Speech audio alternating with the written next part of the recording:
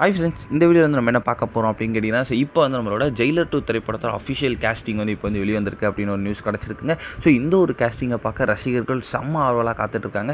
அதாவது இத்தனை பேர் நடிக்கிறாங்களா அப்படின்றது ரொம்ப பெரிய ஒரு நியூஸ் கிடச்சிருக்கு. ஸோ அதன்படி பார்த்தா வந்து இந்த திரைப்படத்தில் வில்லனாக வந்து நம்மளோட எஸ்.ஏ. சூர்யா கமிட் ஆயிருக்காங்க அப்படின்றது இப்போ இந்த நியூஸ் கிடச்சிருக்குங்க. ஸோ கண்டிப்பாக இந்த ஒரு விஷயம் ரசிகர் மத்தியில் ரொம்ப பெருசாக பேசப்பட்டுக்கிட்டு இருக்கு.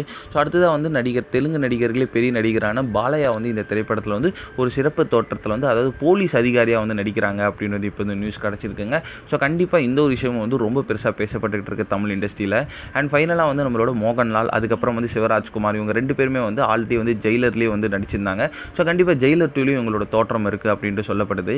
அண்ட் லாஸ்ட்டாக வந்து நம்மளோட ஃபகத் ஃபாசிலும் வந்து இந்த திரைப்படத்தில் ரொம்ப இம்பார்ட்டண்டான ரோலில் வந்து நடிக்க போகிறாங்களாம். ஸோ கண்டிப்பாக வந்து இந்த ஒரு கேஸ்டிங்லாம் பார்க்க வந்து ஸோ ரொம்ப பெருசாக இருக்கும். அண்ட் நிறைய பேர் என்ன சொல்கிறாங்கன்னா, நம்ம தமிழ் இண்டஸ்ட்ரியில் முதல் 1000 கோடி அடிக்குமா அப்படின்ட்டு பேசப்படுது இந்த ஒரு கேஸ்டிங்கை பார்த்து. ஸோ நீங்கள் என்ன நினைக்கிறீங்க அப்படின்னு மறக்காமல் கமெண்ட்